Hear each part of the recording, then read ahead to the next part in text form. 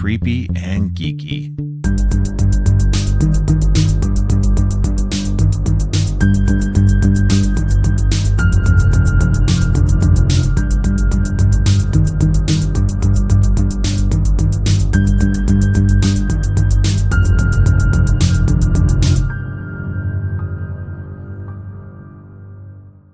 Welcome to Creepy and Geeky.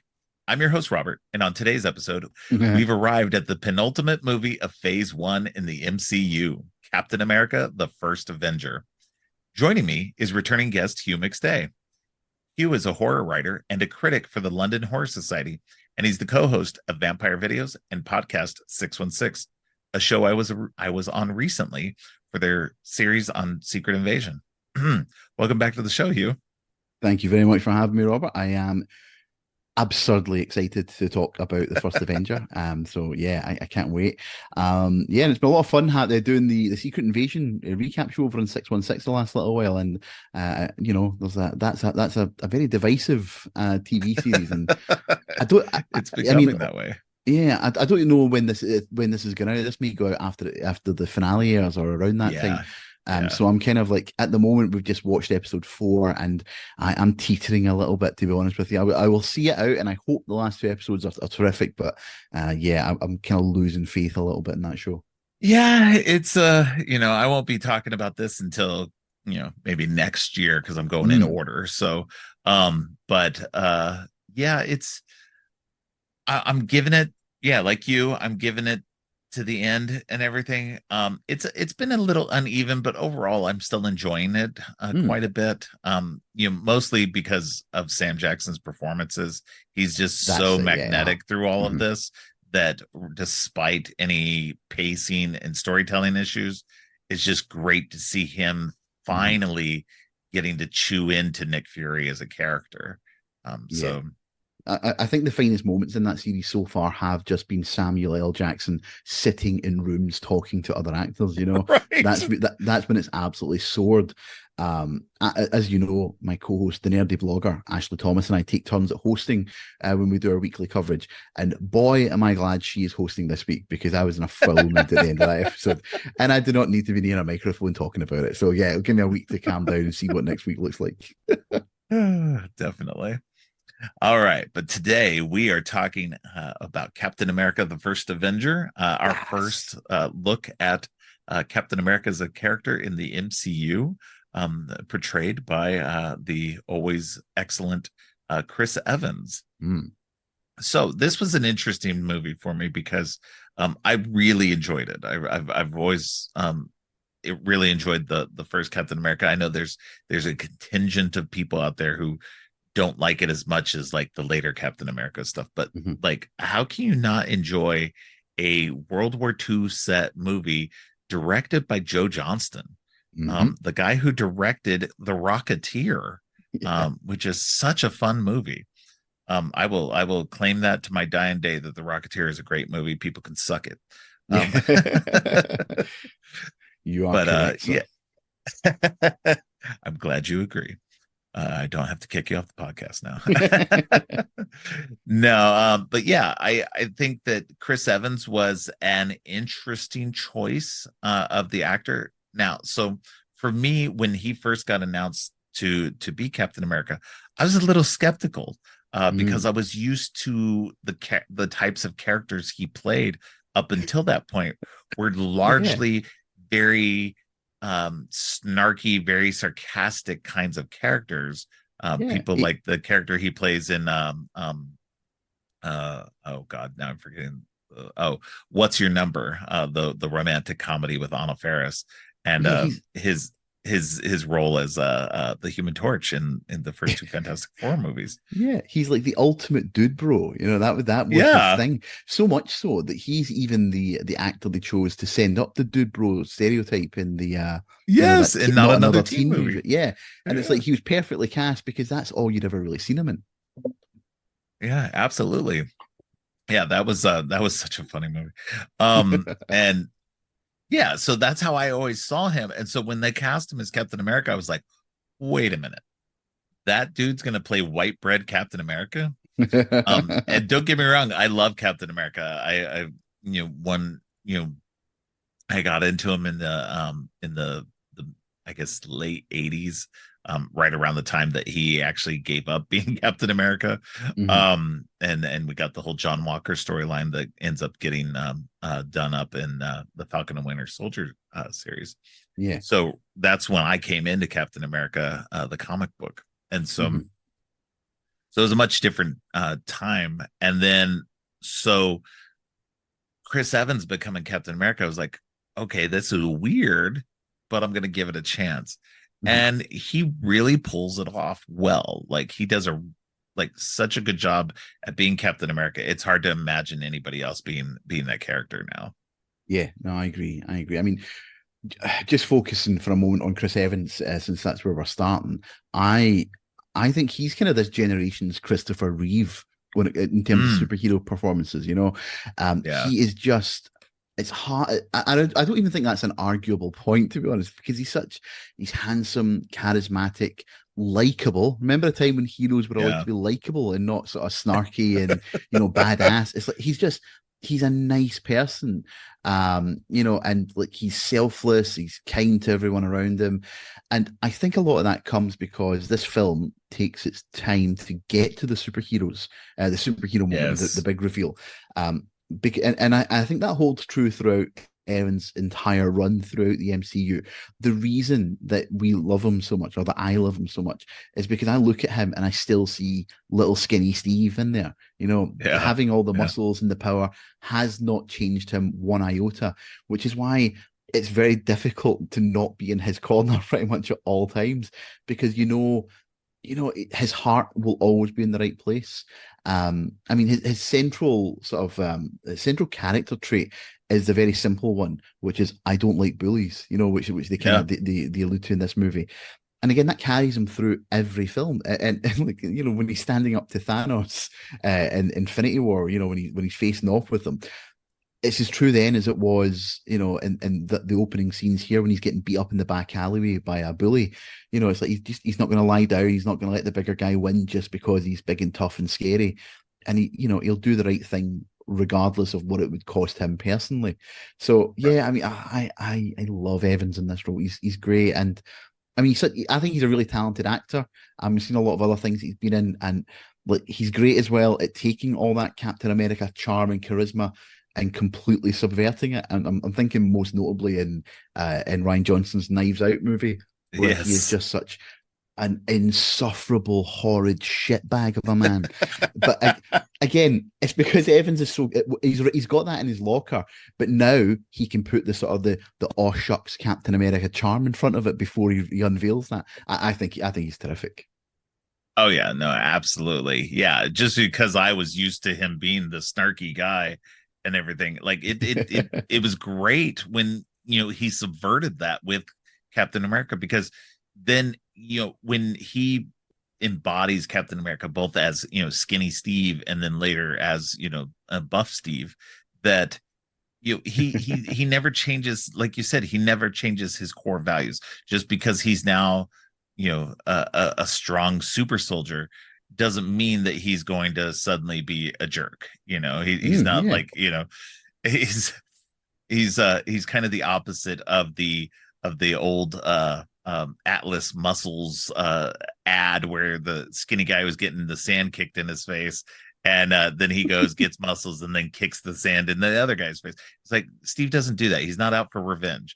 He's like, Yeah. I just want to make sure that, the bullies are stopped and that everybody else can live their lives the way they want to live. And Yeah, I mean, it's that central thing at the start of the film, isn't it? That when Doctor Erskine asks him, "So you want to kill Nazis?" and Steve says, "No, I don't want to kill anyone. I just don't like bullies." And it's right. brilliant. It's so earnest, right? And there's a real chance that that falls flat, and it's just a little bit too earnest, But I Yeah, think Evan sells it really well, and again because he holds that truth throughout the rest of his tenure in this role, I think it's all the more absolutely. admirable. Yeah. It's fascinating to me that he was cast in the first place. I agree with you because obviously, as you mentioned, look, you look at his background Right. and what he'd done before, and also, I mean, this film wouldn't have been a million miles away in terms of the timeline from when he was playing Johnny Storm as like the Oh ultimate yeah. asshole. Yeah, I mean, it's only be a couple of years. I read when I was researching this that he turned the role down 3 times.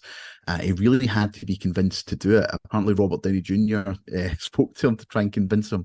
Wow. I think his key issue was that he was concerned that it's a six-picture deal, so it's tied in for a long Yeah. time, and also he. Let's be honest, those Fantastic Four films, as interesting as they are, I mean, I don't think they're as bad as everyone makes out. Right? They're not good. Let's be Exactly. clear, Yeah. they're not Yeah. good, but they're not the monstrosities people would have you believe. But I think Evans was very much of the mind that if I do this Captain America movie and it flops, then that's probably me done when it comes to top line Hollywood blockbuster cinema. That's probably my go Yeah. gone. So yeah, I think he really had to be convinced. And when you look at the names who were in the running before he got the gig, or alongside him, so you had the ones that I remember at the time, John Krasinski was really Yeah. high up on the Yeah. list of potential, which I couldn't see at the time, but having watched him as Jack Ryan on that Amazon series, it's like Right. okay, I could maybe be convinced. But you had Krasinski, Channing Tatum, Chad Michael Murray, Will Smith apparently, Sam Worthington, Interesting. and my favorite is Jensen Ackles of Supernatural fame, and I love that so much because obviously he's gone on to become the sort of asshole Captain America in Yeah. On Amazon's the The boys. Boys. Yeah, and Yep. he is terrific in that role. So, yeah, I mean, is it just because Evans has been cast that I couldn't possibly see anyone else in the role? I don't know, but I just don't think any of those actors would bring that sort of innate likability and that innate sort of inner calm and kindness that he exudes in this role, which is just Yeah. madness to me that he's able to do. He was able to do that.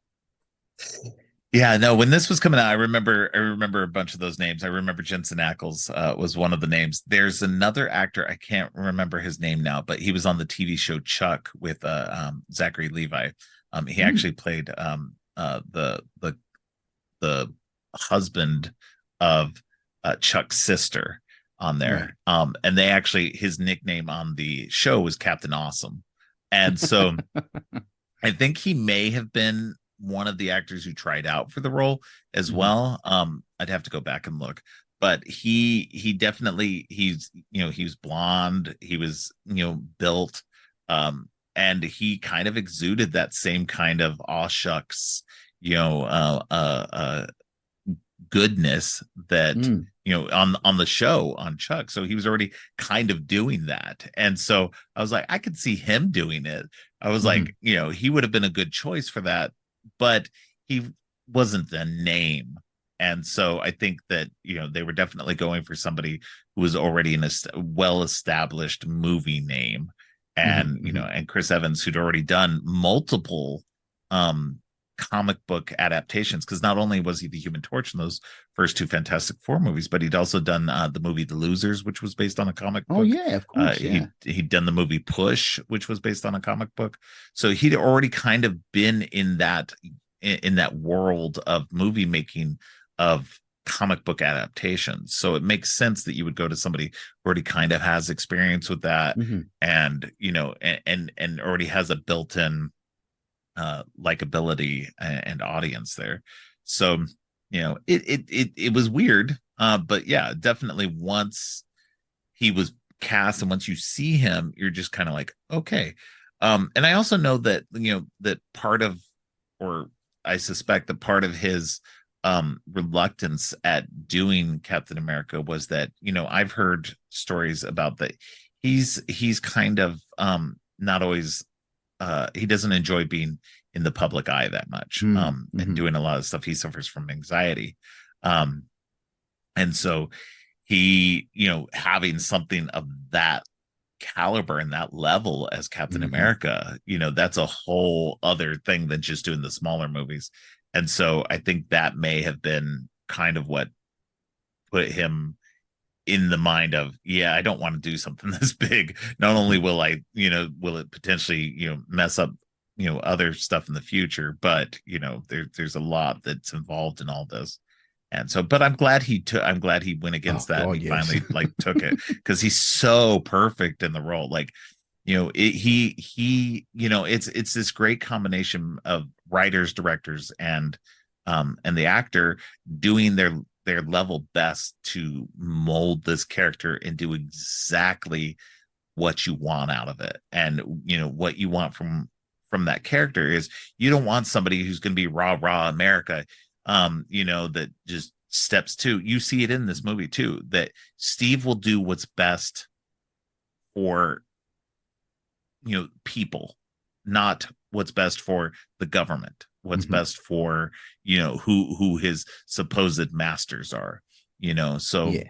he's about defending the little guy, and Yeah. defending people around him. So And they do such a great job of giving you his sort of worldview in this film. They really do. You're left in no doubt as to the kind of man Steve Rogers is.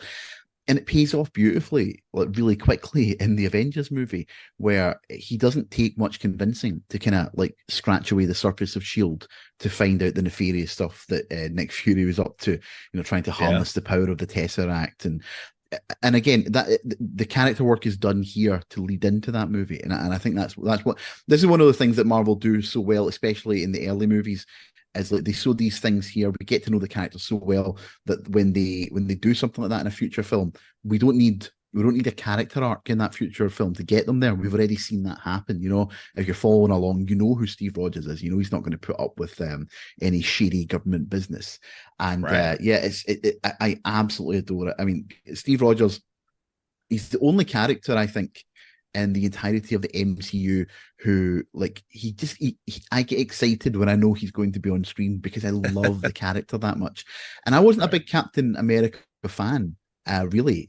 I actually don't think there's whisper it. I don't think there's that many really good Captain America comics out there. Not that there's none. I mean, there are certainly some, Right. but I don't think there are many. And he always, for me, tends to work well as a member of the team or a character in an ensemble.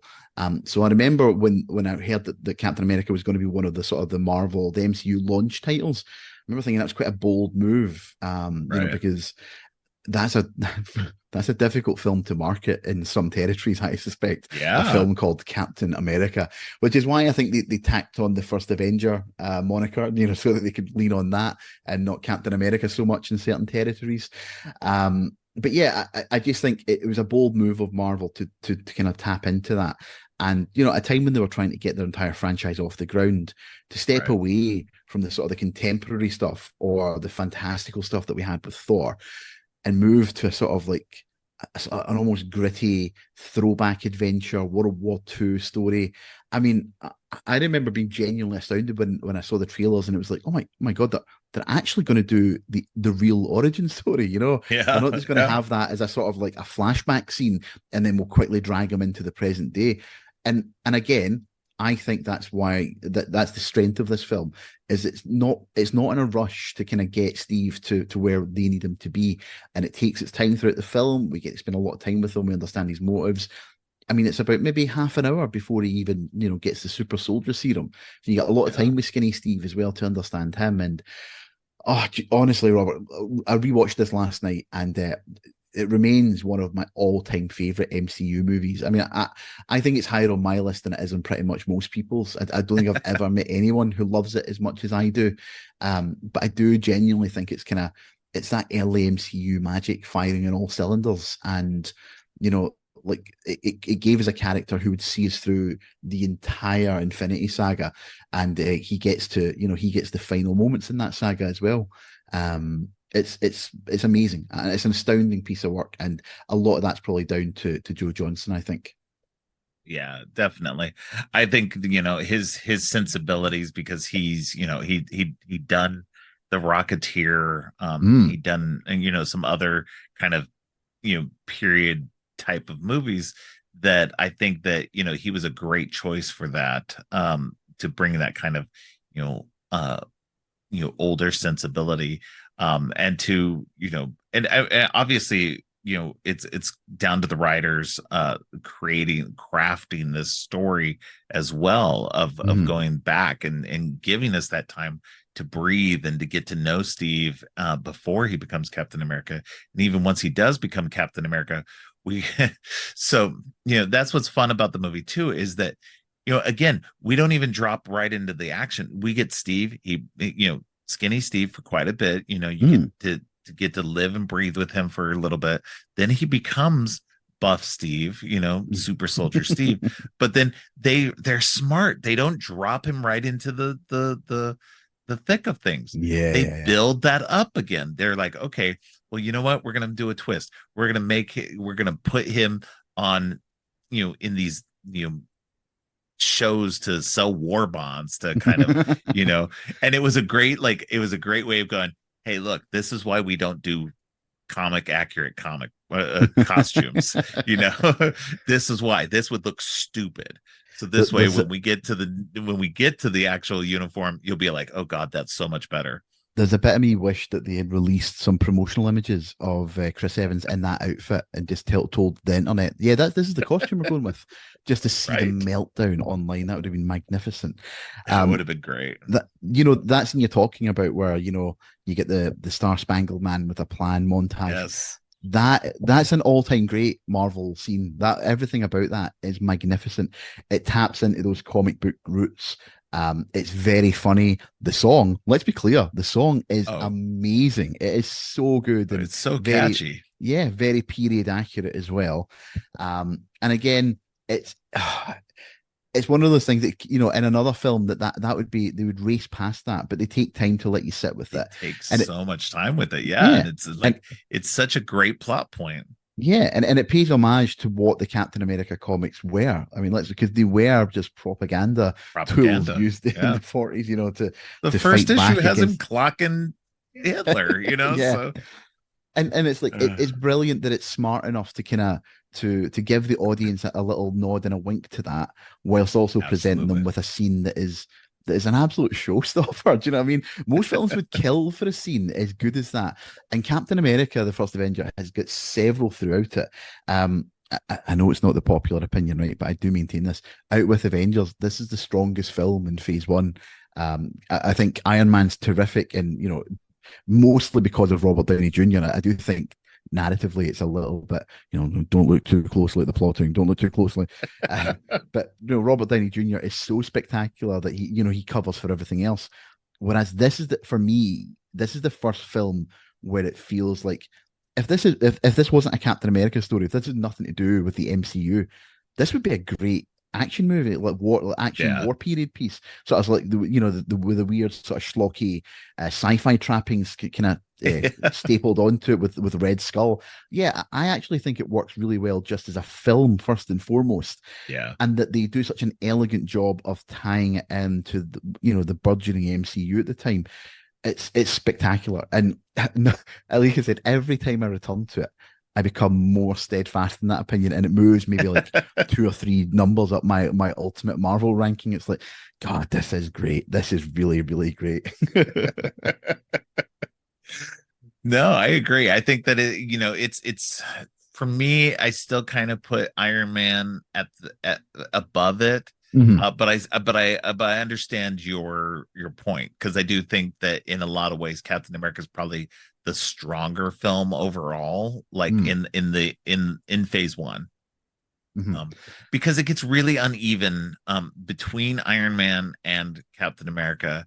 The 3 movies in between, Incredible Hulk, Iron Man 2, and Thor, they're vastly uneven. They're not terrible movies, but they're so uneven that it definitely makes you go, okay, we're building to Avengers. Like, are we actually going to get there? And the movies did well enough that it was fine, but it definitely was one of those things where you're going to question it. And then you get to Captain America, and I know, but that was the interesting thing too, was that as good of a movie as Captain America is, and it did well, there were a lot of people who were kind of like poo-pooing it, even to this day, but even back then they were kind of like, oh, that movie's not that great. And it's like, what are you talking about? It was such a good movie. Shut up.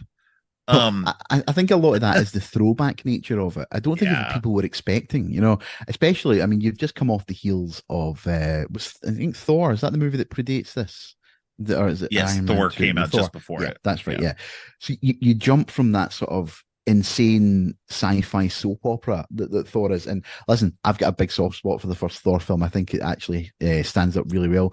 Again, you put a director in charge like Branagh who understands what he's doing. He's going for a particular type of tone. you're not going to get a bad film. It might not work for you, but you're going to get something that holds together and is interesting. And I completely agree. I completely agree with what you're saying in terms of the way that there's a feeling almost that Iron Man was great, and then Iron Man 2 not so much, and the Incredible Hulk Incredible isn't Hulk. again, it's Yeah. not terrible, but it's not on the same level as Iron Man. And then No. Thor is like an interesting experiment that isn't entirely Yeah. successful, but it's interesting.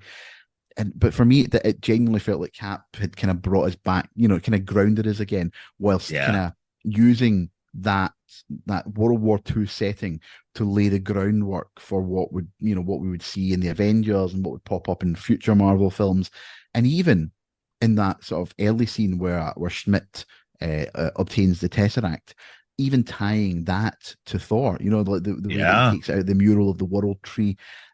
All these things, and they're so subtle, they're never kind of knowingly referenced. It's like you don't hear Thor's name ever mentioned in this movie. But again, for the audience who are paying attention to it and watching all the little blocks click together, Right. it's insanely satisfying.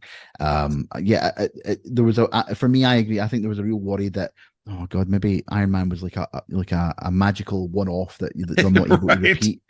And then, but this really was the film that kind of turned me around. It's like, no, no, I think we're going to be okay. And obviously, this one was written by Christopher Marcus and Stephen McFeely, who would go on to Yeah. become absolutely pivotal when it came to sort of Oh shaping yeah. what the MCU would be. And I believe this is another one of those films that had the sort of the Joss Whedon script treatment, where he kind of gave it a once over to just to insert little things to make sure there's a bit of connective tissue and maybe tidy it up a little bit. And look, much though Joss Whedon is the ultimate in problematic creeps, Hmm. we objectively taking him, putting him to one side, he's a terrific writer, and I think he kind of gave us the blueprint for what the MCU would go on to do. But yeah, like I said, this film was so important in making sure that they steadied the ship and we got to the Avengers movie. And isn't it fascinating that this is the movie that Louis Leterrier wanted to make instead of the Incredible Hulk? Yeah. This is the one that kind of really appealed to him, and Marvel ultimately offered them Hulk instead. And my goodness, I think that's we dodged a bullet Yeah. there. No harm to Louis Leterrier; he's a very good director at a certain type Yeah. of film. But Joe Johnson, I mean, this feels like a sort of like almost like a family adventure movie, like a matinee movie you could sit down and watch with everyone that the whole Right. family can enjoy. And oh yeah, I just think it's so special. No, I agree. I think, Joe Johnston was perfect in being the choice for this movie. And like I said before, the writing by Christopher Marcus and Stephen McFeely, they like you said, they go on to do every Captain America movie, and Mm-hmm. they end up doing Infinity War and Endgame. So they're pivotal in pushing everything forward to that point. Mm-hmm. The what we know is the MCU, you know for the first three phases, they're kind of the architects of all of that as they went along. Once it's interesting because like once they come together in Winter Soldier, these two writers with the Russo brothers, it's like it becomes this unstoppable force for the rest of those Mm-hmm. next few phases. And it's they do a great job in my opinion. So Mm, it's I nice to agree. see Yeah. this growth start here in the beginning. Um, Um, I would also ask, is there another film in the MCU, a non-crossover film, so like not like Civil War, not an Avengers movie, but just a sort of right. a standard MCU film? Is there a better cast film than this one? Um, like genuinely, I mean, Chris Evans put him to one side for a moment. You Hugo Weaving as the Red Skull, Oh, Haley he's Atwell as Peggy yeah. Carter, and I mean even your sort of throwaway roles like Tommy Lee Jones playing Chester Phillips and Dominic Cooper as Howard Stark. Stanley Tucci is in this movie. Stanley Tucci's here. And then you've got Toby Jones as well. He's like, I mean, Toby Jones is, I'm a huge fan of his. He's one of like Britain's great character actors. It just feels that every single role is just got an excellent actor in it, no matter how much or how little that they're doing. Oh yeah, no, absolutely. I think that The cast is so on point, and and I definitely want to talk about Haley Atwell because Mm, she becomes this, her character of Agent Carter. It feels like, when you watch this movie, and and having watched it, most recently, that it's not the best character in the movie for sure. mm, She exists kind of to it's a weird character because you can see, she's given this agency over herself, but at the same time, she spends a good portion of the movie kind of mooning over him, over Captain America, over Steve, but she come on, sees through Robert. the muscles. Have you seen him? So I've been mooning over him for half the film as well. Every time I watch this film, I just think, "Oh God, you're so beautiful." Oh, Chris, take me in your big strong arms and run away with me. Um, but yeah, yeah, I mean, but I get, like, and don't get me wrong, no, I totally understand that aspect of it. But but I was glad to see her character be able to get spun off into her own thing as well, so that we got more of her in the MCU, mhm. in her Agent Carter show, which I absolutely loved. I know it was Yeah, uneven at times, but I still enjoyed it because you're getting that period specific after World War II, building Shield, kind of aspect of it, and it was great. And of course, the writers of Captain America, you know, were the ones who created that show, so it was nice for them to go yeah. take their creation and go put this into it. Isn't It's just, it, go ahead. no, I was just going to say, isn't it fascinating though that the two sort of main love interests from Phase One, you've got Peggy, and you've got Pepper over with Tony. Isn't it amazing that the love interests and the characters who have endured and who the audience enjoy most are kind of equals of their male counterpart, Yeah.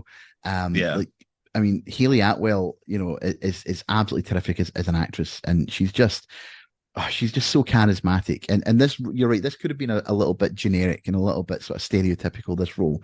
Yes. But I think her natural charisma pulls her through. There's a great quote from Haley Atwell when she was talking about Peggy, and she said, like, she can do everything Captain America can do, but backwards and in heels. And it's like, yeah, that's exactly it. And then over on Iron Man with Pepper, look, your mileage on how much you enjoy Gwyneth Paltrow may vary, okay, but that character I really like because Yeah. she never gives in to Tony. She never lets him away with his bullshit. She always calls him out on it. And in this film, in a similar fashion, I mean, Peggy's right there with Steve at the end when they're storming the Hydra base and they're trying to bring down the Red Skull. She's not sitting 20 miles behind allied lines waiting on him, phoning her to say that it's all done. And again, those two characters, crop up throughout the MCU and are the two sort of strongest relationships. And then you look at something like, I mean, for me, the biggest waste was always in Doctor Strange, Dr. Christine Palmer, Yeah. Rachel McAdams. What an utter waste of a talented actress that role is. She really is the sort of generic love interest 101. And it's disappointing that they didn't learn from their experience on these films where they really gave the sort of like the romance or the love interest a lot more to do, or a lot more agency, as you put it. I think that's a great way of describing it. I Right. mean, Peggy Carter is every bit as much of a kick-ass badass as Steve is in this film, if not more so, Oh yeah. because of the world that she's living in, and her and Steve's romance in this film is brilliant because it's so lightly touched on throughout the film. They Yeah. don't really spend a lot of time with it, but I mean, it sustains a lot of the Marvel Cinematic Universe. I mean, Yeah. the final shot, which I will not obviously you'll get to in a later podcast, but the final shot of the MCU is their big reunion, and Yeah. every single time it makes me cry like a big girl. I can't help myself because I am so invested in the character of Steve Rogers throughout his time in the MCU. I like he every time he shows up, I can't help myself. I get excited, and I remember when we went to see Infinity War, and the moment where Steve shows up in the train station in Edinburgh train station, and like I knew he was there, but before he steps out of the shadows, I grabbed my partner's arm and I was shaking. I was like, "It's Steve! Steve's here!" And like that's how I feel about Steve Rogers. And I think a lot of that is that sort of hurtful lost love. I mean, the Yeah. end of this movie is genuinely devastating. Every time I watch it, it still gets me Oh, when he it's has to, yeah. yeah, when he has to say goodbye to Peggy on the radio, and he kind of, he gets cut off mid sentence, and I mean that's hard going. And then the final line when Nick tells him, you've been asleep for 70 years, Cap, and he's like, "Are you all right?" And the film ends on this really low key note of, "I had a date." Yeah. Honestly, my No, God, it's even heartbreaking. now Like saying it, watching yeah, it. I'm giving Yeah. myself goosebumps, Robert, even talking about it. And I just watched Yeah. it yesterday. Yeah, it's the same. Yeah, I just watched it yesterday also, and so it's like having like and sure, like it was always emotional, but I don't know, for some reason this time it hit even harder, like that as Steve's going down in the plane, and then like that just that they got that one kiss before he jumped on the Yeah, plane, and then they never got to like really be together. They were always kind of, because of circumstances, you know, they never got the moment to have those quiet moments together yeah. and to cement that relationship. Would it have worked? Maybe. It could have possibly fallen apart once they were together. Obviously, we find out later on that it didn't, but it's just that that what could have been, and you feel that loss and that Yeah, heartbreak and all the potentiality that their relationship could have had together, and and it was based on true real feelings, not yeah, not just physical attraction, but they honestly both respected each other as who they were, and at their core. And so it's just one of those. Yeah, I can see why, and you and I are actually going to get to discuss this in the end game episode when it comes up. um but I we hope you're putting aside 4 or 5 hours for that recording. I know it's going to be a while off, but I've already begun my notes, and I'm currently at 400 pages. So just brace yourself for that. Okay, because we're gonna have some stuff to say about that end Oh there. yes, we are. Because I have thoughts. So Excellent. but yes, but I do like their relationship, and it's very well done in this movie. You get all that, like if you are into somebody, like Mm, when you first find somebody that you like, and all those feelings are right there at the surface, and you really just like but you're trying to still hide it because you don't know if they like you. mm, And that's kind of where it is with both of them. They both kind of are like, they don't know if they like each other. Later on it becomes obvious. But it's but up until that point, it's kind of like, you know everything's right there on the edge. They like each other. They know they like each other, but they're so uncertain. Plus circumstances of everything that's going on around them mm. just Well, make I mean, it, so they just can't come together at that moment. and the kiss that they share as well is so melodramatically silly and over the top. Right. Like he's just about to jump off of this, speeding cars. He jumps onto a stealth bomber to take out the Red Skull. And just before he jumps, she grabs him and pulls him back to kiss him before he goes. Again, it's profoundly silly, but it's completely Yes. in keeping with the tone of the film, the sort of as I said, that sort of like action serial tone that they seem to be going with. And yeah, no, like I said, I think a lot of the groundwork that made me love this character so much is done here. Oh yeah. And it's even, like I said, even more remarkable because, like as I said, Captain America is not somebody that I particularly enjoyed in the comics. So I was as surprised as anyone that There's I was able definitely to kind some of love good him runs this in much. the comic books. So, Oh you yeah, know, I don't doubt it. I just think maybe I've maybe not come across the thing that's jived for me. I think the thing I've read him in most is Mark Miller's Ultimate Run, where he's just an oh yeah, insufferable asshole from he's let's he's start a to bastard finish. in that. Yeah, Yeah.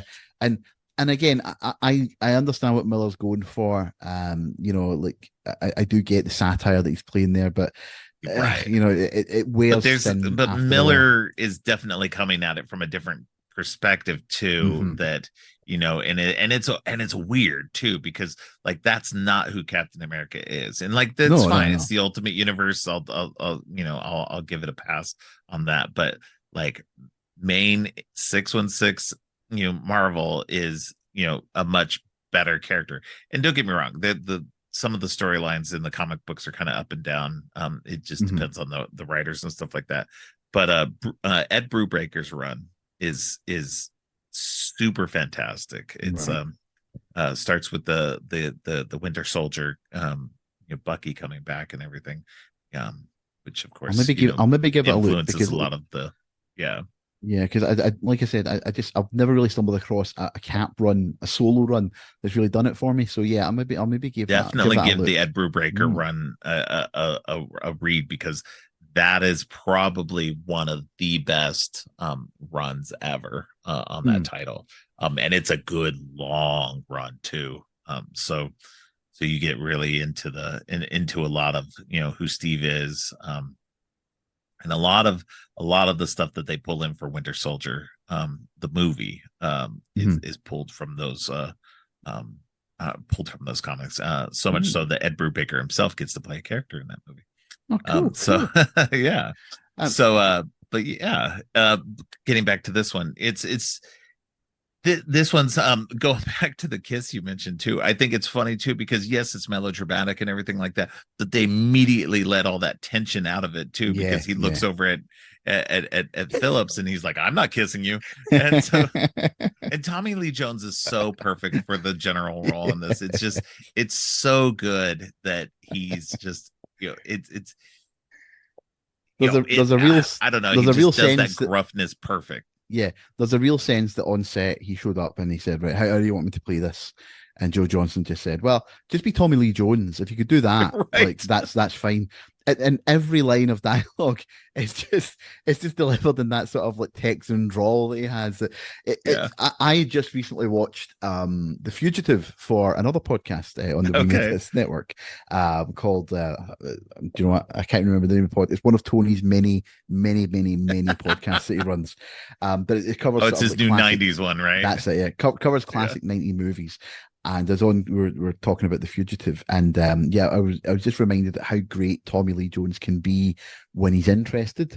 But even for a film like this, where he's clearly just shown up for, I mean, they must have only had him for a few days. I don't imagine he was there Right. long, but he's just like he's just so gruff and grumbly throughout the entire film that every single line of dialogue it comes across, it comes to life so well.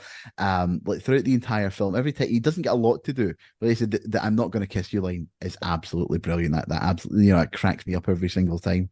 Yeah, Yeah. yeah, he's terrific here, and again that kind of ties into that thing I was saying earlier about how every part here is cast so well. Yes. um Yeah. there is one thing I wanted to ask you about to get your take on this, Robert, and that's what do you think of Sebastian Stan in this movie as Bucky Barnes? Because I'll be honest, every time I return to this film, I find him really a bit bland, to be honest. And I think he improves as the MCU goes on. Like I don't think Right. I don't have a problem with him now. I think he warms up to ironically for someone playing the Winter Soldier, but like Yeah. Yeah. I remember I mean I do wonder if the general audience watching this really knew that he would be coming back as the Winter Soldier. If you went a comics geek, would you think, oh, I wonder if his best pal will be back at some point. I really don't Yeah. know. I mean, what do you think? Am I being harsh? Um, no, I don't think you're being harsh. I think that, the character, I think the issue with it is that the character is a different version of who Bucky Barnes was in the comic books.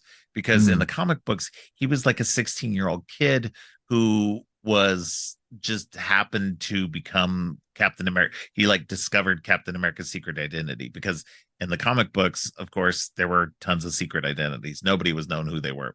So in the comic books, Captain America was like, you could only know who he really was if you had high clearance or whatever like that. yeah. And Bucky was this kid, and he stumbled into Steve's tent when he was changing into his Captain America outfit, and so he then was just like, okay, well, let me be your partner, and in the comic books world, it was okay to put a 16-year-old out there, you know, as Captain America's partner, just shooting down Nazis, which, whatever, it's comic books. And Yeah. so I think, it was a different dynamic in the comic books, and it was a different character in the comic books, so that when you get to the movie for those, so I think that was kind of like maybe the writers just didn't have a full handle on who he was. They wanted to still Mm, have that relationship of them being really good friends and partners, but they had to change the dynamic somewhat, in a way. And so it wasn't bad, but yeah, I agree, it's kind of bland here in this first movie, because this is really Captain America's story, and we don't really get a feel for who Bucky is mhm. outside of who he is to Steve. And that's, his character doesn't get much development, and he gets more development in subsequent movies. So Yeah, I think that's probably right. I mean, I'm always surprised every time I go back to it, because I quite like Sebastian Stan in the rest of the MCU, oh and then yeah, going back and to he's a great everything. actor. Yeah, but every time I go back to this film, I'm shocked again. You know what I mean, by how little an impact he kind of makes in it. Because yeah, you're right. He's very very good, but here it feels like there is something missing. Um, Yeah. One of the other things that I always find fascinating about this film is the parallels between this and an Iron Man, with Mm. one key respect, which is that both Tony and Steve are kind of set on their path by the death of a kindly scientific mentor. Yeah. And Dr. Erskine here, played by Stanley Tucci. Oh my God, talk about just getting a great character for an almost a great actor for an almost nothing role. I mean, there's not really much here to this, and yet there is such warmth about Stanley Tucci that you can't help but see that bleed through into the performance and into what is a quite perfunctory character. But like every scene he has with either Steve or Tommy Lee Jones or Agent Carter, it just sparkles, and it makes what could be quite a sort of a rote scene or quite a sort of perfunctory dialogue heavy or exposition heavy scene. It just makes it much easier and more palatable to enjoy. And again, Stanley Tucci is just mainlining pure magic on the screen every time he shows up in this film.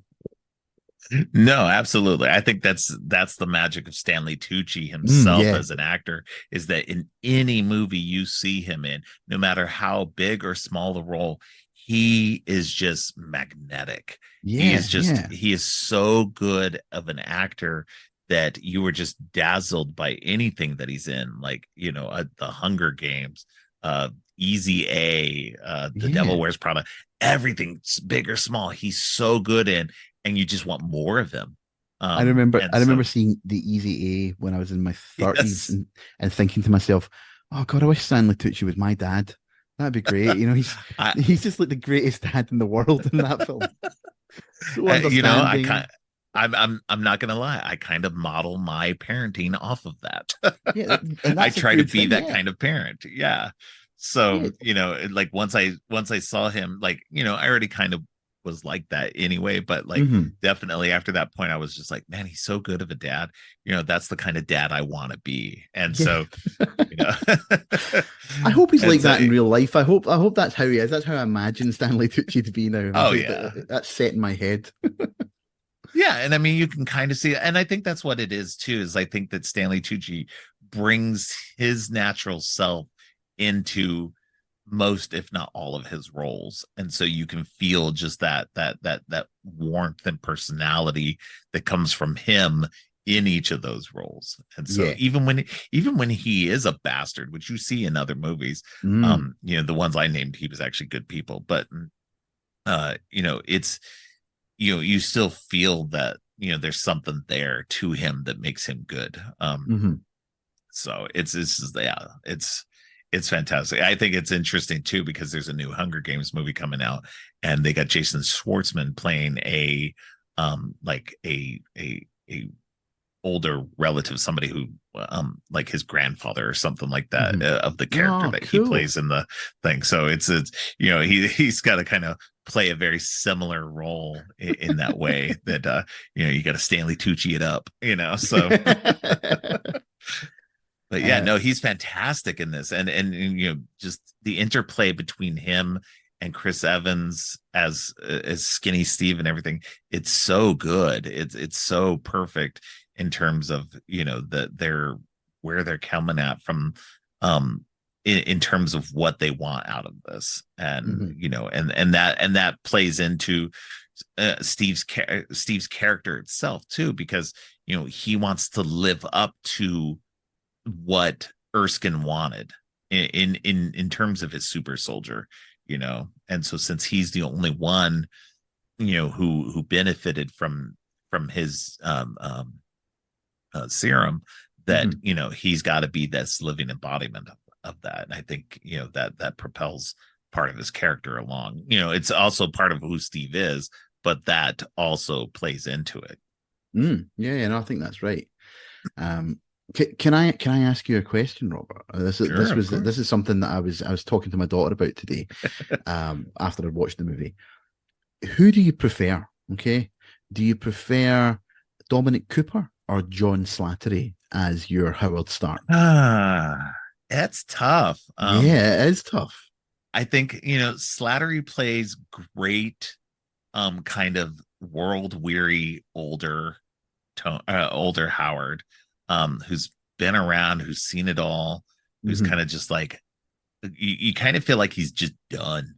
Yeah. But Dominic Cooper does such a great job at almost like you feel like you can understand where Tony comes from, because Yes. Uh-huh. Dominic Cooper's portrayal is the early on kind of smarmy-ish. He's always trying to get with Haley Atwell, or with Agent Carter, and kind of always kind of like that. He's very Tony in a lot of ways, and so you can kind of see where they did that, because they wanted to show the apple doesn't fall far from the tree. Mm.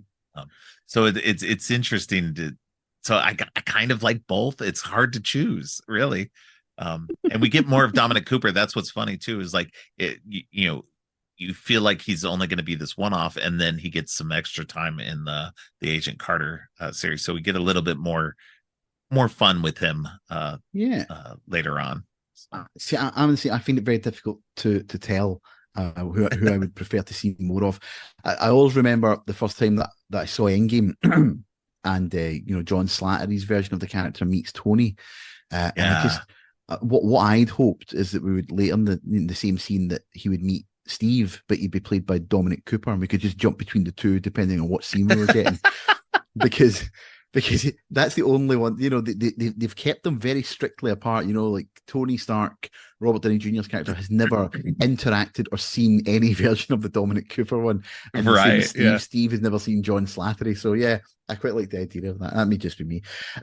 Yeah, I'm like you. I like the way that Cooper plays this. He does feel like almost like a Robert Downey Jr.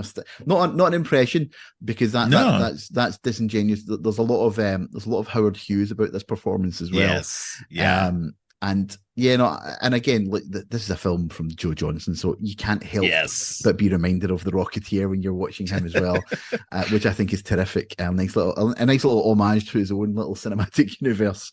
Um, Yes. but yeah, I'm inclined to say probably Dominic Cooper, but only because as you said, you get to spend a lot more time with him. Really, if you're a Yeah. fan of Agent Carter, and John Slattery's great. John Slattery's always great. He's one of those actors who's just always terrific. He understands the assignment, I believe is the Yes. phrase, Yes. every time he shows up.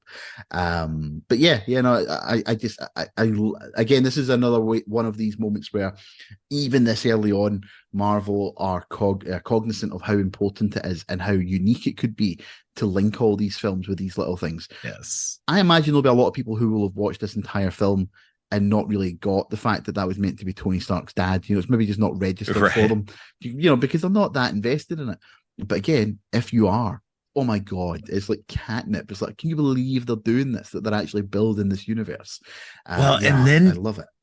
and then we get one of the fun Easter eggs involves the early bit with Howard Stark, but just before that, they're kind of panning across this whole World's Fair type thing, and you Mhm. get to see in this tube is this what looks like a mannequin with a red suit on, but it's, obviously for eagle-eyed Marvel Comics fans, that is the original android Human Torch. Yeah. And it's such a good like nod to comics history, that it's such a throwaway too. It's just like you have to be watching, and if you're paying attention, you get that nice little Easter egg, and it's Yeah. so good.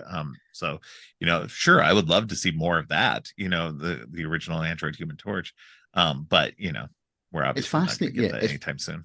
it's fascinating that they never went back to that, though. I agree with you. I thought that's something that they were kind of bedding in for somewhere down the line, because obviously there were rights issues previously when it came to the Fantastic Four, which have now Right. abated. And so I do agree. I don't think we will see anything, from that, but which is a shame. Yeah. But again, like you said, for the eagle-eyed viewer who will, like you and I, go back and watch this film like a dozen times, it's just great. I love all these little things that they plant in there for you. I can't believe we've been talking for this long and we haven't really discussed Hugo Weaving's I performance. was just as the about Red to Skull. say we need to talk about possible? him as the Red Skull. No, Hugo Weaving is so good. Like, this is the thing. Yeah. Like, he plays, like, he has found this interesting niche for his abilities, that is, playing these really good bad guys, these really sinister, because he's got such a great voice. And in this he's using the German accent, but in general he's got this great voice that's unmistakable, and and playing such a sinister character.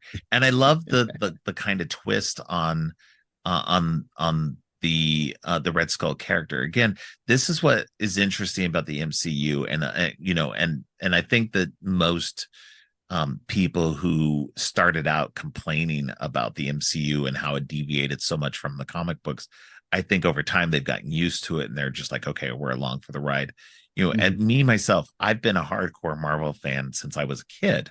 And as much as sure, I would love to see them like do straight adaptations of stuff, I think it's better that they don't, and that they're doing characters and situations. They're making this universe its own.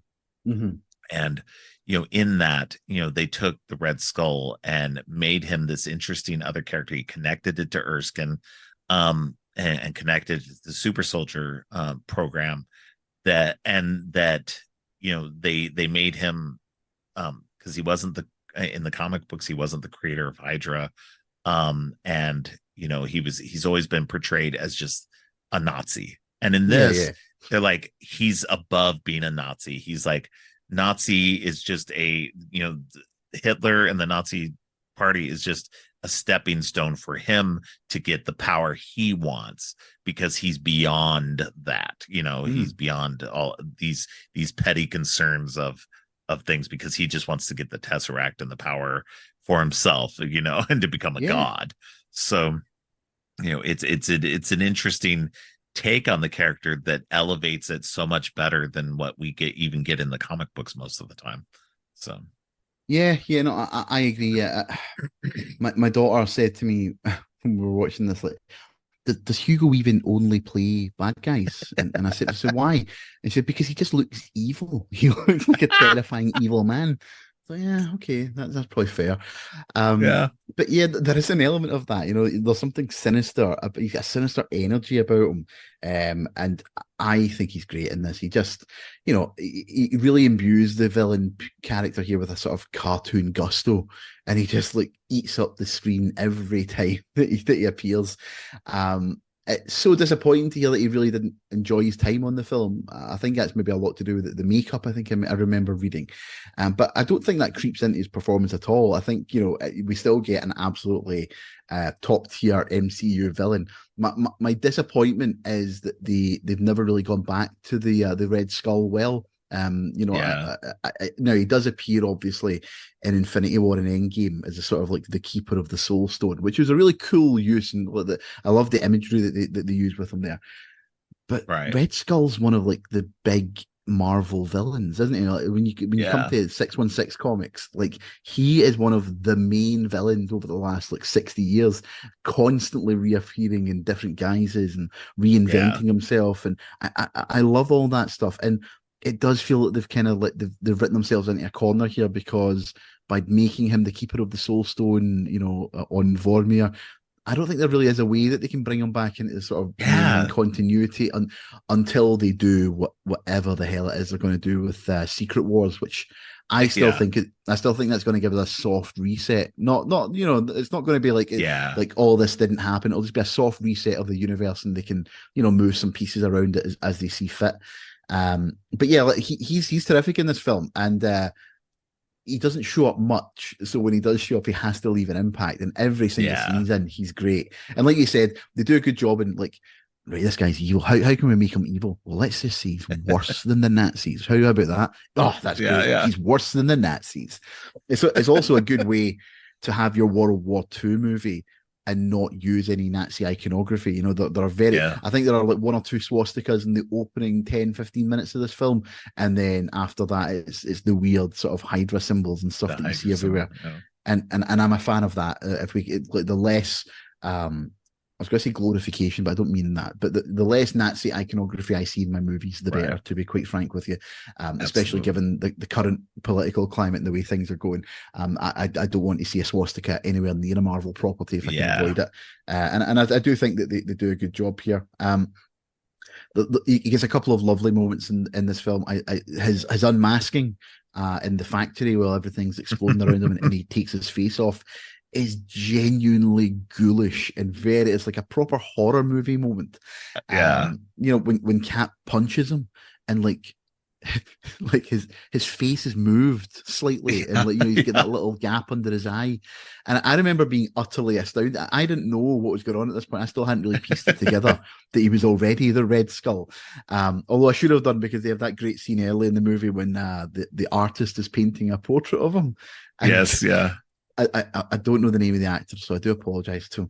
But like that actor's face is magnificent throughout that scene. And, like the way he So responds horrified the whole time. to everything that the Red Skull says with the pure horror. He's horrified, terrified. He even rolls his eyes a couple of times when Toby Jones's Armin Zola says it is a masterpiece, and like he rolls his eyes like, oh god, another one. Like that whole scene is, again, it's pure camp silliness, but it works really well with the rest of the tone of the movie. Yeah, no, I really, I think he's great in this film. No, absolutely. I agree. I think that, it is definitely a missed opportunity, and it's something of a problem that comic book movies in general have, but the MCU, I think they try to do it better. But comic book movies in general have a tendency to kill the villain rather than capture the villain, Yeah, and it yeah. becomes a problem for future installments. It's like, look, I get you don't want to go back to that villain, but you kind of have to sometimes, like maybe Yeah. make them a mastermind of something else down the road, and it's like that's the kind of thing. Like Loki is great because he does recur. You've Mm. got this character who was the villain in Thor, then he's the one of the villains, the major villain in the Avengers, and then he's kind of pops up here and there as this like thorn in everybody's side, which is Yeah. perfect. It's also in keeping with who Loki is as a character in general. I But it's often, like if you had somebody like that, like a Thanos, like, with Thanos, he kept popping up here and there. But, if you can defeat Thanos and, but he can still come back, that's what's great. And so every time they kill yeah. off a villain, I'm always like, it always frustrates me so much. And then having Red Skull do that and just vanish and then never come back. And then when we do finally get him to come back, it's in this weird position rather than, kind of what we had hoped to do. And Well, it's, but don't get me wrong, it's great that he's in that role, but it's great that we get to see him, but it's like, but that's not how we want him. But isn't that one of the central problems though? Because Phase One in particular, with a few exceptions, they do generally keep a lot of the villains alive, don't they? Because They you've got do, yeah. Justin Hammer in Iron Man 2, you've got The Abomination in Incredible Abominations, yeah. Hulk, you get Loki who falls to his doom, but of course we all knew at the time that he was popping up in Avengers, so he'd be back. Yeah. And then again here, Schmidt. I mean, even in the cinema, the first time I watched this, I didn't think he was dead. I thought it was very clear Yeah. that he was being teleported Whisked somewhere. away somewhere. Yeah. Yeah. So I think the problem that then created was, and I don't know about you, but like I'm forever waiting for some of these villains to pop up again, and they never do. Yeah. Like every time there was a new big film coming, I was like, this will be it. The Red Skull will be back in this one. And, definitely. I remember Captain America and the Winter Soldier. I and everybody I know was convinced that Alexander Pierce was going to be revealed as the Red Skull at the end. Yeah. And Which would have been great. like would have been a great reveal too. It would have made perfect sense. They're in the comic books. So that's I always go back to the comics with this stuff. During the John Walker kind of saga, and everything that was going on, Captain America had put down, the government wanted to kind of control his actions, and Steve was like, nope, not going to do it. So he gave up being Captain America. He went on to become another character called the Captain. And I like that. It was he had a very similar costume. He had a shield that Tony gave him. And so it was very similar. He was still just Captain America. He was just in a different outfit. And then and John Walker, became Captain America, and we get that in the Falcon and Winter Soldier series. But at the same time, the Red Skull had come back, and had, I guess, transferred his essence. Might be misremembering this, but he had transferred his mind into like a clone body, and it was a clone of Steve. And so it was interesting that he had this, so being that he was played by Alexander Pierce was played by Robert Redford, and has kind of almost a Captain America look to him.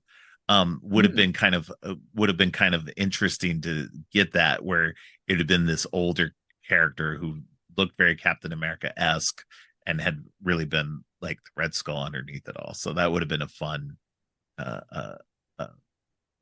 takedown of that, especially being one of the leaders of Hydra and everything. So that would have been a fun twist on that. But of course, that's not what they did.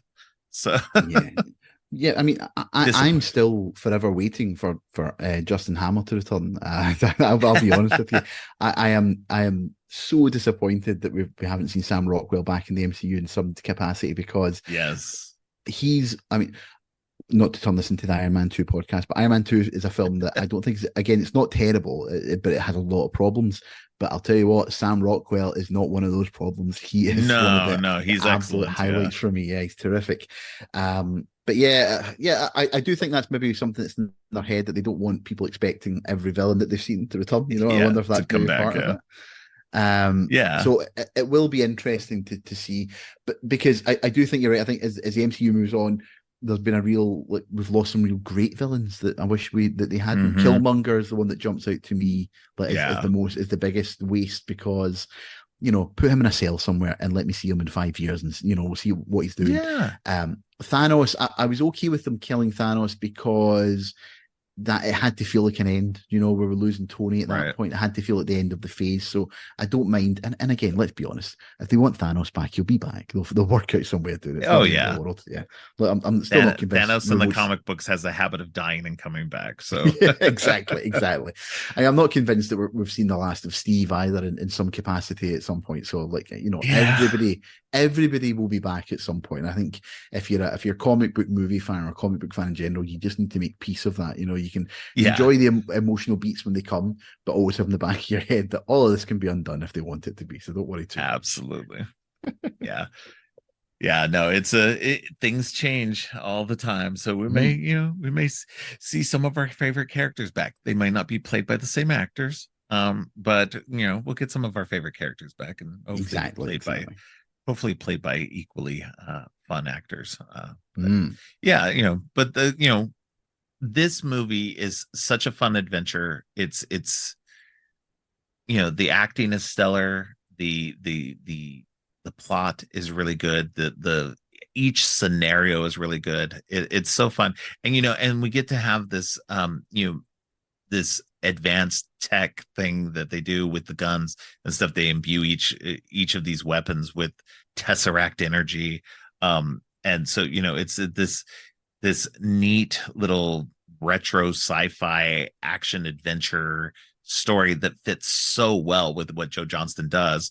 If you've watched The Rocketeer and First Avenger would like coexist so well in a universe together. And I know they actually tried to bring the What a great double Rocketeer. bill that would be. Yeah, they actually tried to bring the Rocketeer into the Marvel universe at some point. They really wanted to, have that character in there. It was like, I guess it was just like a little idea that they tossed around. But they couldn't make it work. But I think it would work perfectly well. I think that it, would be such a good addition. I mean, it'd be fun to see, some Rocketeer and Captain America adventures. But who knows? Yeah, absolutely. I'd tune in for that. Yeah. I would love to see more of a Rocketeer in general anyway. But yeah, no, I think that, this is a good movie. It's such a good, solid standout for phase one. Like we said, Iron Man was a great start. We had little, funkiness in the middle. And then, Captain America, comes back strong. And then, we get the Avengers, which was great. And so, the MCU, and this is what always frustrates me about people who, because the MCU kind of, ended well with Endgame, with phase three ended so well, that people forget that the MCU kind of has its ups and downs, and that you have to kind of give the good with the bad, and that not everything is going to work fully, because everything's not for everybody. Sometimes they're going to tell a story that may not be all that important, but they're just trying to tell a different story. They, like with the Eternals, the Eternals is maybe not everybody's cup of tea. It wasn't fully my cup of tea, but they're telling a story that may have implications later on down the road. And I think that's sometimes what they do, like with Thor and like with some of these other stories that they didn't quite gel completely, but they were part of this whole story that is what makes Marvel in general, comic books and movies. It makes it this fascinating tapestry rather than just the piece, like the sum total. I think is better than the individual pieces. So yeah, and I think I would agree with that. Again, going back to these early movies, it's been a real treat for me. It's been a real while since I've watched them. And it's nice to see, like you said, the tone might be a little bit up and down, and the quality might be a little bit all over the place. But there's more than enough here to enjoy in all of these films, I think, even the ones that don't quite hang together as a whole. Sometimes, there's enough in there that holds my attention. Iron Man 2 is probably the weakest for me of all these films. I know a lot of people would say it's the Incredible Hulk, but for me, it's Iron Man 2. But I wouldn't even go as far as to say it's not a good film. I still think it's an enjoyable time. It's just, it's a little bit confused within itself. And it's probably the best example of the MCU trying to work out how best to serve its individual stories as well as its grander narrative at the same time. They didn't quite have the formula right then, but I think by the time you hit Avengers, it's kind of found its stride with that. Yeah, and I think even going into phase two, there's a couple of hiccups here and there, but I think that it's they started to figure it out after the Avengers. I think trying to do what they did because they were trying to build to the Avengers, and that's a complicated process. You've got to get the right tone and the right writers and everything to kind of lead that way, and they definitely have some issues with trying to do that. I think they've kind of gotten to a point where they've gotten better at it overall, where they pepper in these things rather than kind of hammer in them. But it's it's nice to see them kind of figuring it out as they go along. And that's what's fun about going back and watching these movies as well, is that you go back and you get to see all this, and you get to see kind of like, the strings being pulled from that, from our, much farther along perspective of just how kind of rough things were back in the day, Yeah. and how they somehow managed to make it work. And that's a testament to Kevin Feige himself, who kind of steers the whole ship along. And Yeah. just trying to, he's experimenting here and there, but it's nice to see that there's somebody on track, somebody keeping the whole thing, on that track. Well, I And mean, it just has made it more fun.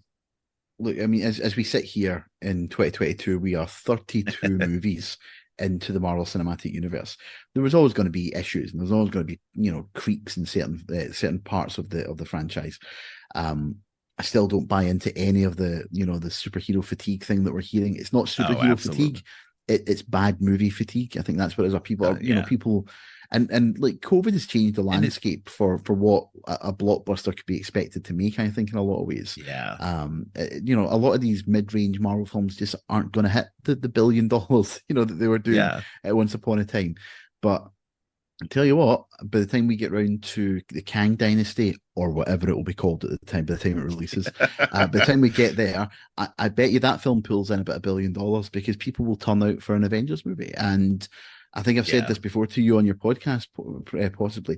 When we get the X-Men, people will turn out for the X-Men movie. When we get the Fantastic Four, people will turn out for the Fantastic Four. So I just think we are, we just need to trust the process at the moment. And yeah, it's not perfect at the moment. It's hit a little bit of a road bump, but I've got enough faith in them to kind of get it back on track.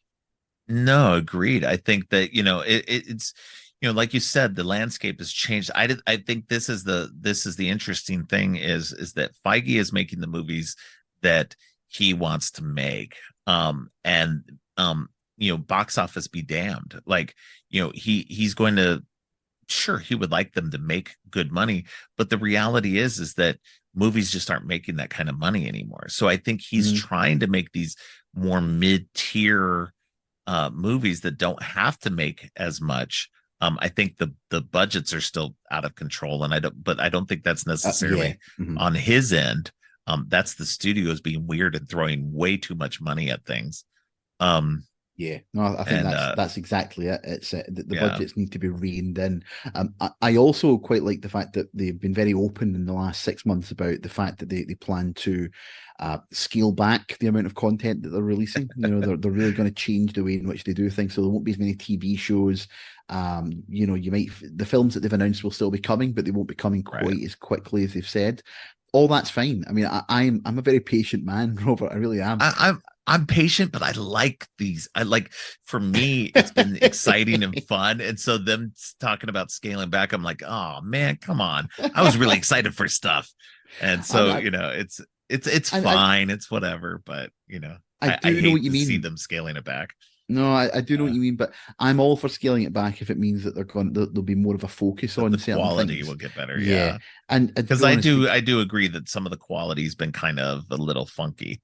So to be honest, and that goes into what we were saying earlier about Secret Invasion as well. So a lot of it though as well is for the VFX artists. I mean, how many stories they need have we more read time this year? Yeah, I mean, like the Quantum Mania guys were kind of like were talking to the press after that film bombed or was critically sort of torn asunder, and a lot of the VFX artists talked about how they had resources taken away from them and given to Wakanda Forever to get that film finished on time and to work on the effects for that, which led to the Captain America not Captain America, sorry, which led to Ant-Man Quantumania being released.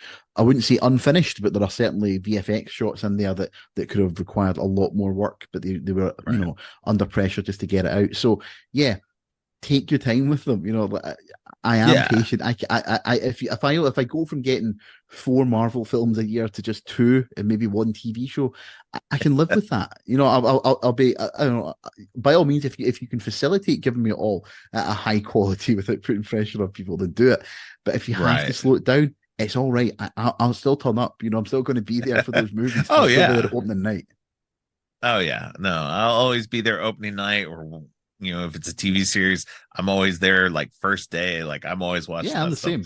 like as soon as possible. So I get it. Yeah, for sure. Like, to give the VFX guys more time, and to let maybe the writers have more time to kind of like, get a better sense because, as much as I have enjoyed, I would say 90% of the television shows. Some of them have been kind of uneven and feel Mm. like maybe if they'd had a little bit more time to work out some of the kinks, maybe they would have made things just that much better.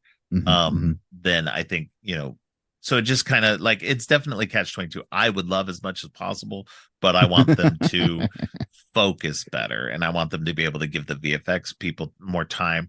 I'm not one of those sticklers who really like will be like, oh well, I can see the seams or like, some of these VFX shots are so bad or whatever. I'm just like, I'm so much enjoying Yeah. enjoying the movie that I don't even see that stuff. Like it doesn't even like that kind of stuff doesn't even bother me so much, that I'm just enjoying the whole thing as just being immersed in being able to see Marvel content on the screen. And so, I'm exactly but the that's same as not you, to Robert. say that I would Yeah. have loved to have seen a better version of She-Hulk, in terms of Mm-hmm. the quality of her animation. Yeah. It I was I better than the absolutely. trailers we got, but it was still like there's Yeah. still bits and pieces there that are just kind of like, the VFX could have been just a bit better. And that's again not the VFX artist's fault, except for the fact that they weren't given the time and resources to do what they needed to do. So, Yeah, I mean, I'm like you. I get swept up in the story much more than I worry about the yeah. VFX. But it tends to be. I'm sure, like you, I watch these things quite a lot. You know, I go back to them often, Yeah. and so when I go back to them, that's when I tend to That's when go you out with start to maybe see the yeah, seams. Yeah. a more critical eye. But yeah, I'm the same. Like, when I'm in the cinema on opening day, when I went to see Quantum Mania, uh, anyone who listens to podcast I loved it. 616, yeah, will be familiar with this. I went to see Quantum Mania. I'd avoided all spoilers, all reviews, hadn't seen anything. And I came out of that film, me and my daughter, we were laughing away. It was like, well, it's not perfect. And there were some things I didn't like, but like, we had a good time. I enjoyed that film. It made me laugh and laugh. Modoc remains one of the absolute high points of this phase for me. It cracked me up no end. But so yeah, like we came out having quite enjoyed it, and then I went online and I was like, what movie did you guys see? Because Right. why are you so angry? Just let it go. It's all right. Who hurt you? All Who right. hurt you guys? Just tell me. Well, I remember because I was on that episode of Yeah. 616 for Quantum Mania, and it was just like, I don't know what movie everybody else is watching, but this was a good time. Like I had a Mhm. great time with that movie. And so, whatever, and again, like I'm a fan of the character of Kang. So, any chance for me to be able to see that kind of, Mm. that character taken on and, and by an actor that was as good as Jonathan Majors. As an Yeah. actor, he's excellent. As a person, maybe not so much. Hmm. But it's to be able to see something like that on screen was just like fantastic. And like, I'm definitely gonna still say, sure, whatever VFX issues are aside, it's still a good movie. That's what frustrates me too, Yeah. is like people will sit there and go, oh, well, the VFX make it such a crap movie. And I'm like, yes, but what about the storytelling? Like, you're Yeah. not talking to me about what the story is saying. Did you enjoy the story? Well, the VFX, no, no, no, no, you're not telling me the right thing here. Yeah. Yeah. But that to me, people focus on that. And to me, when people tell me that kind of stuff, when they say that kind of stuff, you're paying attention to the wrong things about the movie and you're not really enjoying the movie for the movie. You're going in to nitpick about stupid crap that I don't care about, like that Hmm. that doesn't overall matter to the movie in general. Sure, don't get me wrong. In a movie like that, you want good visual effects, but is it still serving the story? Is the story Hmm. still good enough in the long run that you can enjoy it without worrying about the VFX? What's going on in the background? Who cares about what's Hmm. going on in the background? What's happening in the movie itself? Ugh, Yeah. drives me Yeah. crazy. Yeah, people are cray cray. People are cray cray. To They to definitely to bring us screaming back towards Captain America, the First Avenger, just before we what wrap were up. we talking about that? Well, yeah, can I just gush very quickly about my two favorite scenes in that Of film, and then course. and then I'll get out your hair. I promise. I'll give you peace. I just I couldn't not mention the transformation scene in this film. I think Oh without yes. before I go, it is magnificent. like the special effects that they use to give a skinny Steve is they're generally quite good. There's a few moments where you can kind of see the seams a little bit, but Yes, generally I yeah. think it works really well.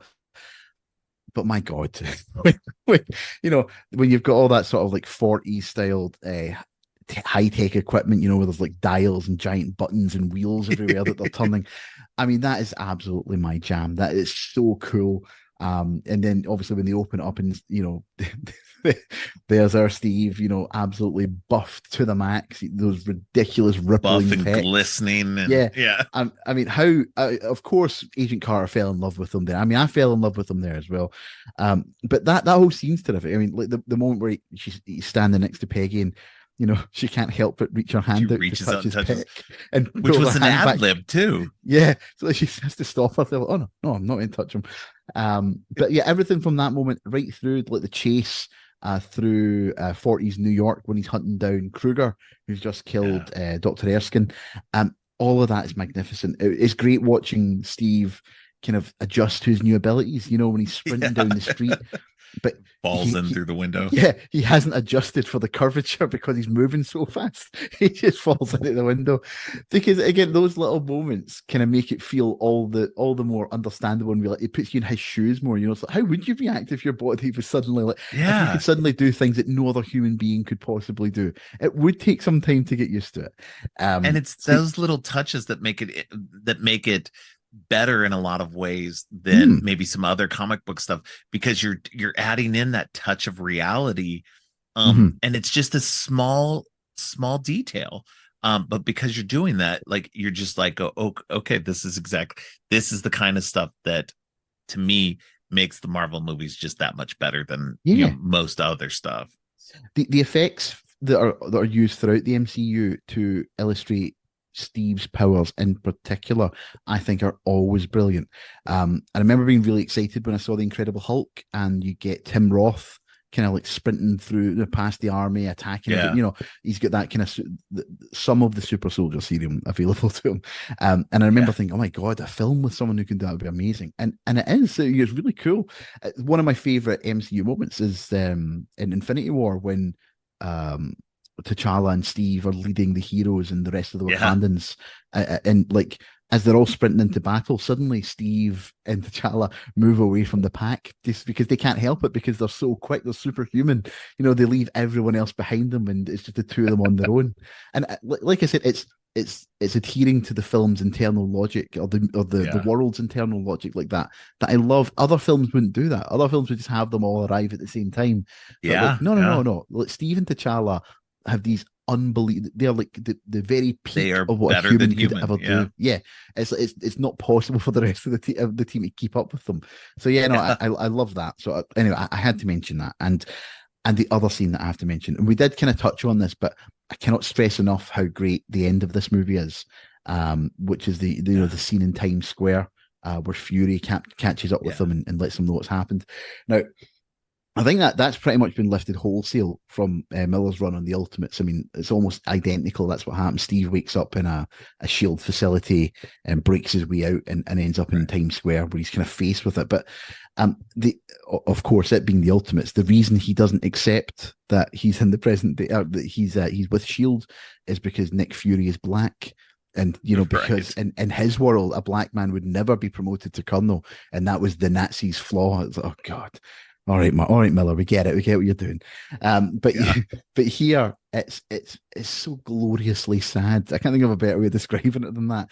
Like when he's standing there and the contrast of the color palette that we get in that scene with the rest of the movie, which is all sort of muted Yeah. grays and greens and browns. And then you're in this sort of this technicolor marvel, like like Dorothy arriving in Oz for the first time. That's Right. what it feels like. And again, we did mention about that to go out on that a line as sad as that, for what was effectively a fun blockbuster romp, takes quite a bit of guts on the part of the filmmakers to end you Yeah. on such a bummer. And then by the time we get through the credits and we get the sort of I know it's a post-credit scene, but let's be honest, it's a glorified trailer for the Avengers. Glorified trailer. Yeah. Yeah, I watched that last night, and it was getting on till midnight, and I'm thinking, oh, can I sit up and watch the Avengers? Do I think could I do that? No, I'm up at 6 tomorrow. I need to go to bed. But yeah, because it does such a great job of just getting you excited for what comes next, and yeah, that ending though is just it's a punch in the gut every time I watch it. Yes. Yeah. Yeah. Yeah, it's great to see him wake up, realize that he's being played, and then escape it, which was a really dumb move on their part though too, because when thinking about it too, it's like, when you're gonna set him up with like a recording of a game, make sure it's a game set after he went in the ice. Like, it's like, why would you put it in 1940? Why would you play a 1941 game? He wasn't even Captain America at that point, so it's like, it didn't make any sense at all. So in my head, that was the guy who set that up is the same guy that was playing Galaga on the helicarrier. So that somebody needs to move that guy out of Shield. He's not doing his job. He's not tech savvy at all. So that's too funny. Yeah, but yeah, him running out into Times Square and just like, which is funny, like Shield having like a little office right there in Times Square. It's like, okay, all right, how expensive that stuff would cost, but yeah, it's I believe but it that's made what for they a call great a dramatic conceit. I'll allow it. I'll allow it. Yeah, so it's yeah, no, so it's a great end to a great movie, and it's it's just a fun movie in general, and a great way to lead us into the Avengers. Yeah, cannot wait. But yeah. All right. Well, now that we've talked this movie to death, why don't you let people know where they can find you online? Yeah, apologies. Yeah, I mean, I think this podcast may end up longer than the movie was, so my apologies. But look, it's a real problem. I mean, if you asked me to talk about Steve Rogers, I could literally do it all night. I could do this all day, as Steve would say. Yeah. So bear that in mind when you have me back for Endgame. Just book out a big slot for us. Oh yeah, definitely. Until then, you can find me online on Twitter. While Twitter still exists before Musk does whatever he's doing with it, I'm over at Angry Scotsman 81. And if you want to hear more of my stuff, you can tune into Vampire Videos. We have a new show dropping every Monday. By the time this comes out, I think we'll just be starting season 5. We've got some cracking guests for season 5, and we've got some excellent films to cover, so definitely check us out. And if you want some more Marvel content, let me just direct you to podcast 616, which I co-host with Ashley Thomas, the nerdy blogger. And I think after we finish our Secret Invasion coverage, we're going to have a brief break. Then we'll be back for the news episode. And then Ashley and I have got a couple of ideas for some shows that we want to do. There's an ongoing dispute and debate amongst some of the regulars on 616 about which of the MCU trilogies is best. So Ashley and I are considering putting together a series of podcasts where we debate which trilogy is the best trilogy, and then we can all agree that it's Captain America. So we'll see how that goes. But yeah, you can check me out. You can find all my stuff there. All right, sounds good. Well, thank you again for coming on, and you'll definitely coming back for my Endgame episode. I cannot wait. It'll be a lot of fun. All right. Well, until next time, we'll see you then. Thanks again to Hugh for joining me. On the next episode, Devon Taylor joins me to talk about Happy Death Day and Happy Death Day to You on Monday. And on Friday, Donna returns to the show to complete Phase One with the Avengers. Thanks for listening. If you like what you've heard, please consider giving the show 5 stars and a review on Apple Podcasts and Spotify. Also, please share the podcast on social media to help spread the word. Make sure to subscribe on your favorite podcast app or at creepyandgeeky.com. Music for the podcast composed by Jerry Smith. You can follow the podcast on social media at Creepy and Geeky on both Twitter and Instagram. If you'd like to follow me, I'm Geek Thulu on Twitter and geek.thulu on Instagram. You can support the podcast by ordering teas and more on TeePublic or by donating to the Ko-fi page. All of the links are in the show notes. Finally, don't forget, stay creepy.